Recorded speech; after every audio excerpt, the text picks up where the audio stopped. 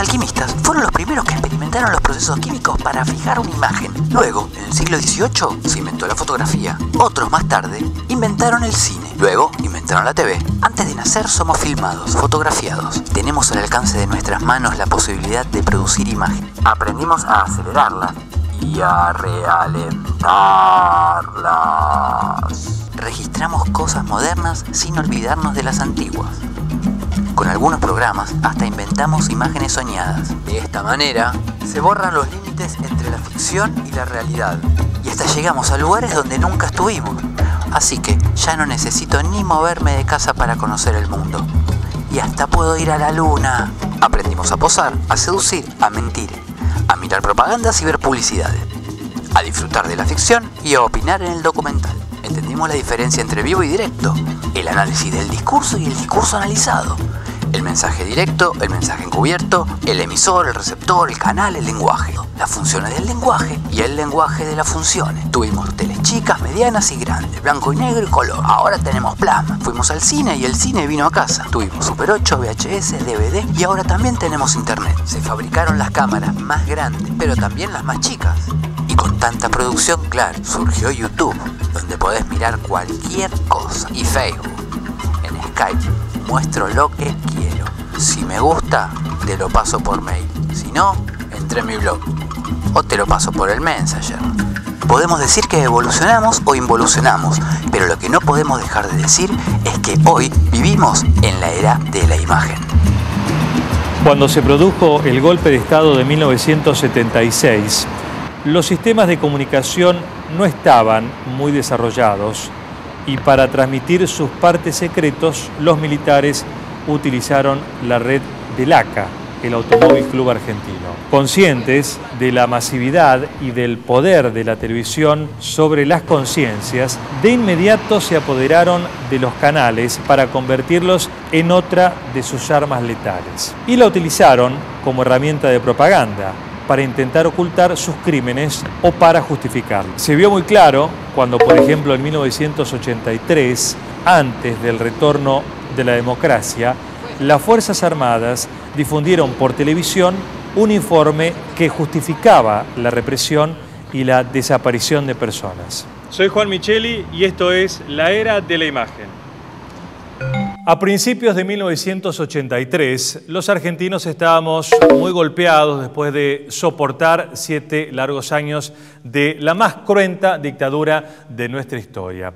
Faltaban apenas 6 meses para las elecciones y los miembros de las Fuerzas Armadas, preocupados por los posibles juicios a las cúpulas del Ejército, la Marina y la Aeronáutica, intentaron justificar su accionar. Así surgió el documento final de las Fuerzas Armadas para tener argumentos que explicaran la represión y sus secuelas.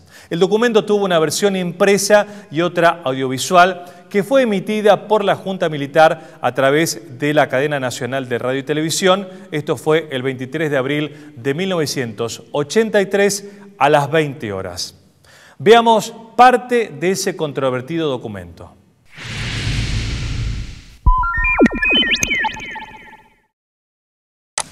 LS82, Canal 7, Argentina Televisora Color, para todas las emisoras que integran la cadena nacional de televisión del país. El 25 de mayo de 1973, con la asunción del gobierno constitucional, los grupos terroristas abandonaran la clandestinidad y, sumados a los que obtuvieron su libertad, iniciaran el ataque al poder. Miembros activos y simpatizantes decididos de las organizaciones terroristas ocuparon posiciones relevantes en el Gabinete Nacional y en los gobiernos provinciales, en el Congreso Nacional, en las legislaturas provinciales y en el Poder Judicial. La nación estaba en guerra, producto de sus actos delictivos. La naturaleza y características propias de esta forma de ataque sorpresivo, sistemático y permanente, obligaron a adoptar procedimientos inéditos en la guerra afrontada. Durante todas estas operaciones, fue prácticamente imposible establecer con precisión las bajas totales sufridas por las bandas de delincuentes terroristas y la identidad de sus componentes. Los esfuerzos realizados por las Fuerzas Armadas de seguridad y policiales para restablecer la paz y el orden arrojaron resultados progresivos. La agresión terrorista fue cediendo y la sociedad argentina comenzó a recuperar el espacio perdido en cuanto a paz y seguridad. Las Fuerzas Armadas actuaron en defensa de la comunidad nacional, cuyos derechos esenciales no estaban asegurados, y a diferencia del accionar subversivo, no utilizaron directamente su poder contra terceros inocentes, aun cuando indirectamente estos pudieran haber sufrido sus consecuencias. Esta dolorosa experiencia ilumine a nuestro pueblo para que todos podamos hallar los instrumentos compatibles con la ética y con el espíritu democrático de nuestras instituciones, que permitan asegurar con indiscutible legitimidad la defensa contra todo riesgo de disolución por la violencia y el terror. La posibilidad de que personas consideradas desaparecidas pudieran encontrarse sepultadas como no identificadas ha sido siempre una de las principales hipótesis aceptadas por el gobierno. Con ese criterio, el informe elaborado por la Comisión Interamericana de Derechos Humanos que visitó el país en 1979, al expresar que en distintos cementerios se podía verificar la inhumación de personas no identificadas que habían fallecido en forma violenta, en su mayoría en enfrentamientos con fuerzas legales. Es interesante confrontar el texto del documento final con los discursos de los dictadores Videla, Macera, Viola, Galtieri y Vignone, que cuando detentaban el poder tenían como motivación principal provocar pánico en la población. Hemos prometido a la nación combatir la subversión hasta su aniquilamiento.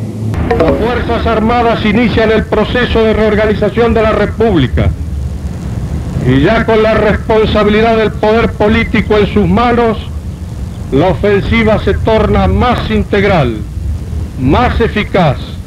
La República tiene el derecho de excluir a las organizaciones y a los hombres que han atentado o que atenten contra su estilo de vida.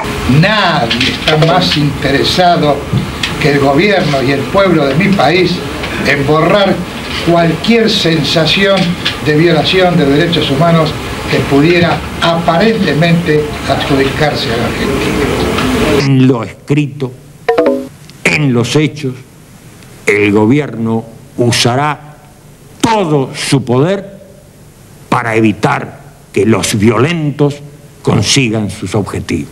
¿Cómo usted puede sacar información si usted no lo aprieta, no tortura? Que esto es una guerra entre el materialismo dialéctico y el humanismo idealista. En toda guerra existen excesos y no puedo dejar de reconocer que hubo algún exceso. Si era una guerra, entonces eran criminales de guerra.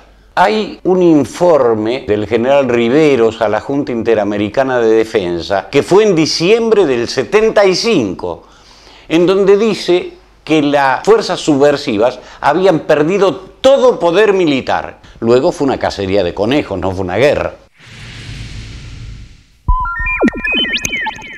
Ahora vamos a mostrar una serie de testimonios de víctimas de la represión que relatan cómo era la vida cotidiana en los campos de concentración en la Argentina durante la última dictadura, y que además desmienten los discursos de los dictadores y aquel informe de justificación de las Fuerzas Armadas.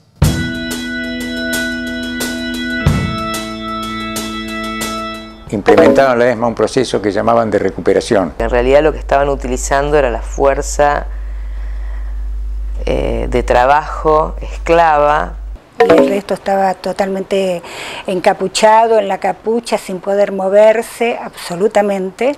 Y nosotros ahí en el sótano teníamos que estar con la mejor ropa que tuviéramos, la mejor cara, todo lo más bonito que pudiéramos estar, cada uno en su lugar de trabajo. Entonces pasaban, miraban Bueno, acá trabajamos y si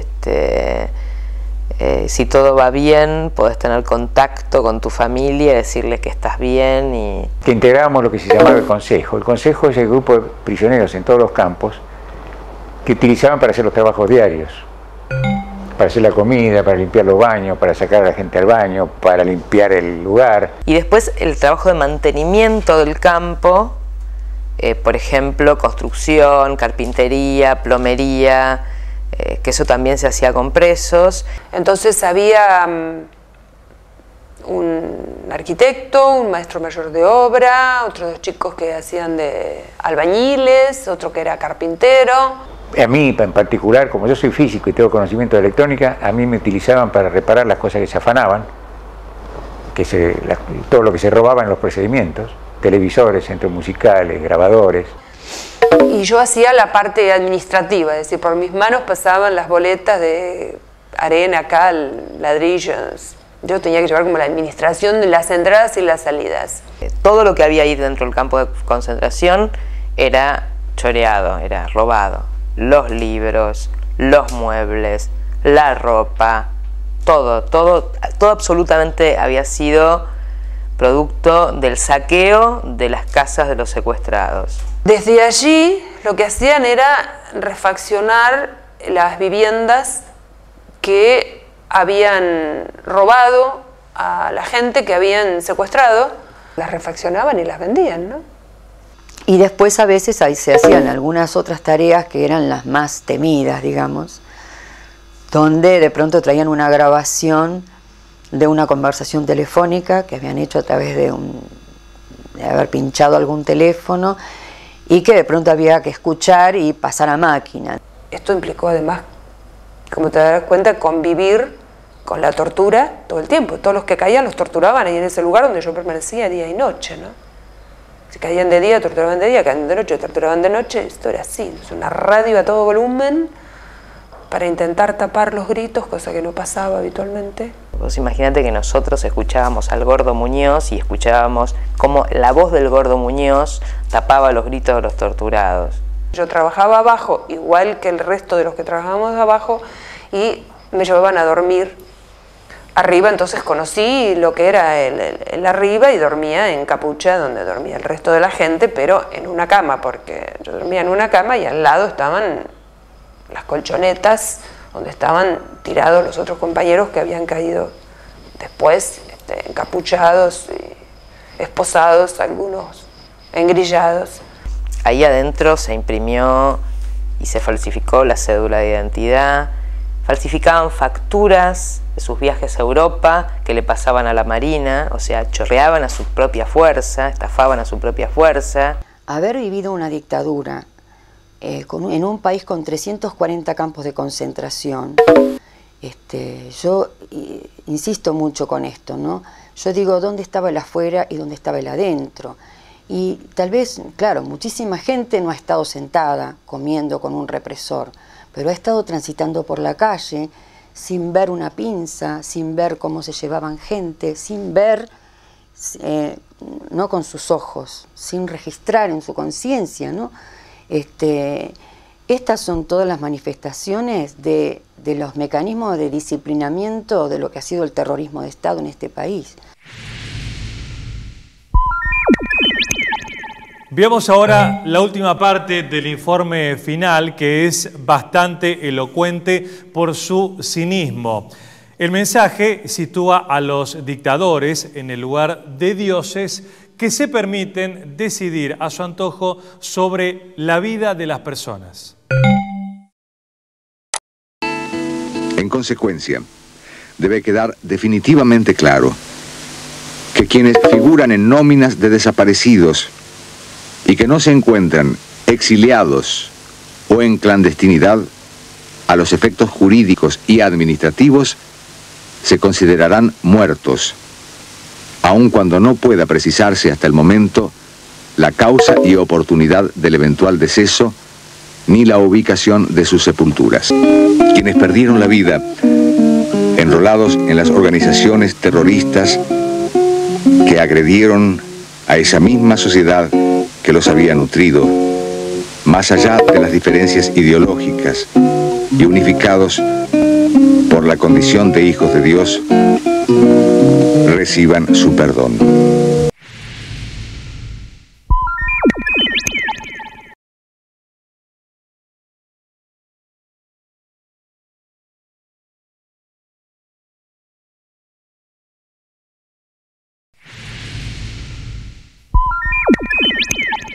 En 1995, el general Martín Balsa sorprendió a los televidentes de Tiempo Nuevo, que en esa época tenía muy buen rating, con una autocrítica de lo actuado por el ejército. A muchos les pareció poco y a otros demasiado.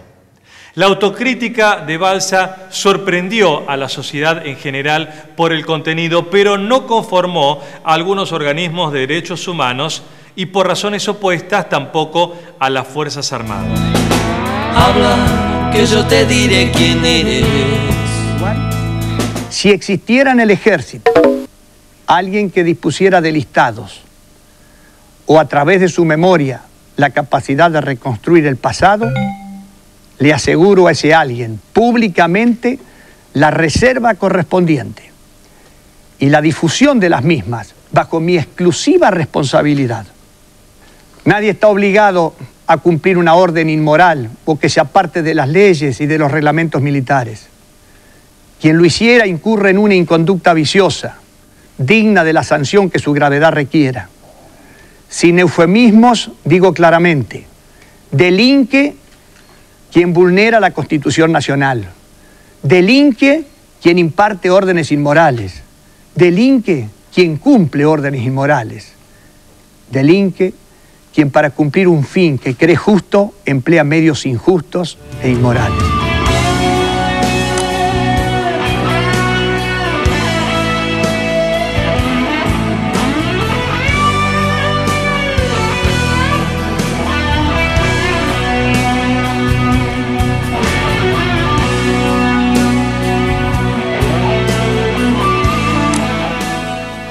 Si no logramos elaborar el duelo y cerrar las heridas, no tendremos futuro. No debemos negar más el horror vivido y así poder pensar en nuestra vida como sociedad hacia adelante, superando la pena y el sufrimiento. En estas horas cruciales para nuestra sociedad, quiero decirles como jefe del ejército que asegurando su continuidad histórica como institución de la nación, asumo nuestra parte de la responsabilidad de los errores en esta lucha entre argentinos que hoy nos vuelve a conmover. Asumo toda la responsabilidad del presente y toda la responsabilidad institucional del pasado. Parte de la población se manifestó conforme con la autocrítica del ejército encarnada en su jefe, pero no fue compartida por la mayoría de sus pares y sus subordinados. Como corolario, el ejército expulsó al general Balsa del círculo militar. Escuchando sus palabras, tengo como la sensación que usted asume la culpa. Asumo toda la responsabilidad.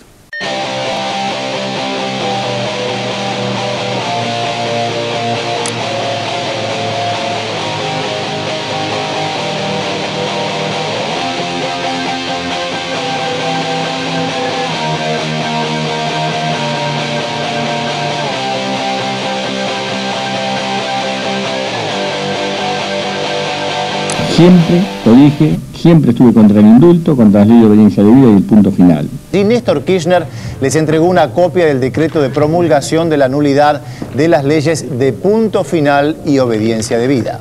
Él interpreta lo que el pueblo, su pueblo necesita y bueno, nos quiso dar personalmente la ley de la caída de dos leyes nefastas que representan tanto en nuestra lucha. El fiscal federal Eduardo Freiler ya comenzó a trabajar en las 18.000 fojas repartidas en 40 cuerpos que componen la causa del primer cuerpo del ejército. No será tarea fácil. Tiene ante sí 3 tipos de posibles imputados: los investigados y procesados beneficiados por las leyes del perdón, los nunca investigados que podrán ser denunciados tras las nulidades y los investigados y procesados beneficiados por los indultos. Hoy se debate en el mundo cómo seguirá la historia del cine, que seguramente va a encontrar nuevos atractivos tecnológicos y narrativos para seguir creciendo. Así lo ha hecho desde que los hermanos Lumière dieran el gran paso. Por eso el cine es tan importante en la era de la imagen. Veamos el fragmento de una película que, aunque parezca lejana, tiene mucho que ver con lo que vivimos en Argentina desde el 76 hasta el 83.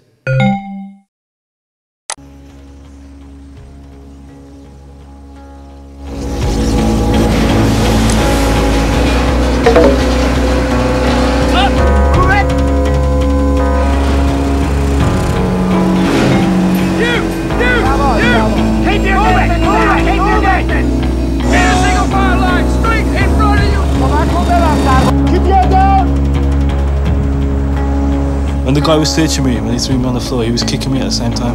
Workhorse, workhorse. This is Kandahar Air Base in southern Afghanistan. It's now a prison for some of Al-Qaeda's most dangerous fighters. I think we're now down to sorting out the really bad guys, so our guard is up, so the Marines are ready for anything. More Al-Qaeda and Taliban prisoners arriving today in Guantanamo Bay, Cuba. Despite international criticism, America insists that the conditions inside Camp X-Ray are humane. The fact remains that treatment is proper, and there's no doubt in my mind that it is humane and appropriate and consistent with the Geneva Convention for the most part. That's your piss bucket, that's your drinking water, all right? Stay off the fucking fence. Shut up! Remember, these are the ones in Guantanamo Bay are killers. They don't share the same values we share. On his knees, facing this way. Knees down. Third pole. Don't let him look. Don't let him look. You're now the property of the U.S. Marine Corps. This is your final destination. Down! Keep your fucking head down! Get your legs crossed. We were sitting like this on our knees for ages. We were sitting there, it was really hot there. You could feel the sun burning your head. Down! Move it, move it. Down! Head down!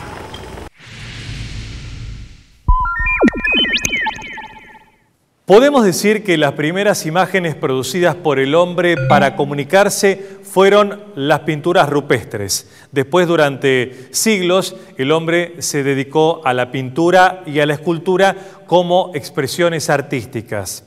La historia reciente de la era de la imagen empieza con el descubrimiento de la fotografía, por esta posibilidad de reproducción y difusión del nuevo descubrimiento que amplió sus fronteras posteriormente al cine, la televisión y actualmente Internet. Pero todo comenzó con la fotografía. Habla, que yo te diré quién eres.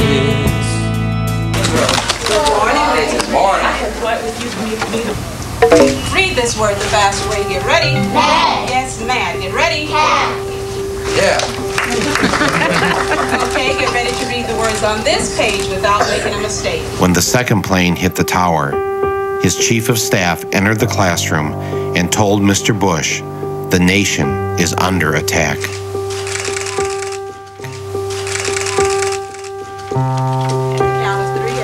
Not knowing what to do, with no one telling him what to do, and no Secret Service rushing in to take him to safety, Mr. Bush just sat there and continued to read My Pet Goat with the children.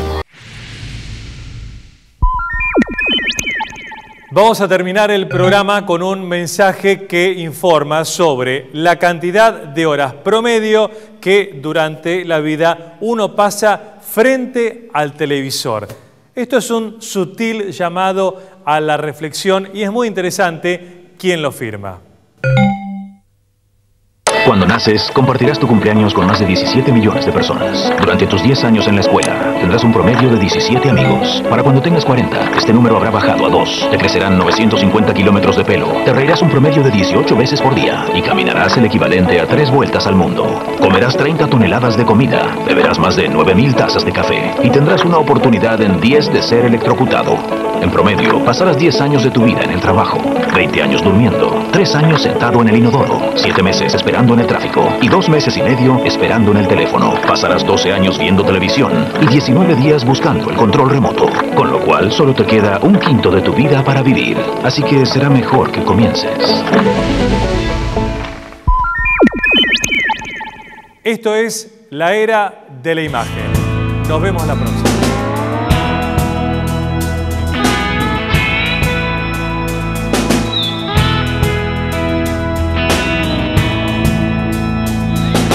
Habla, que yo te diré quién eres.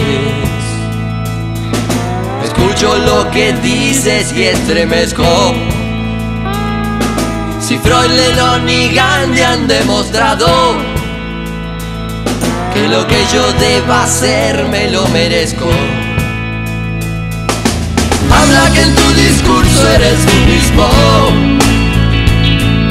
Tu voz ya se desnuda en tu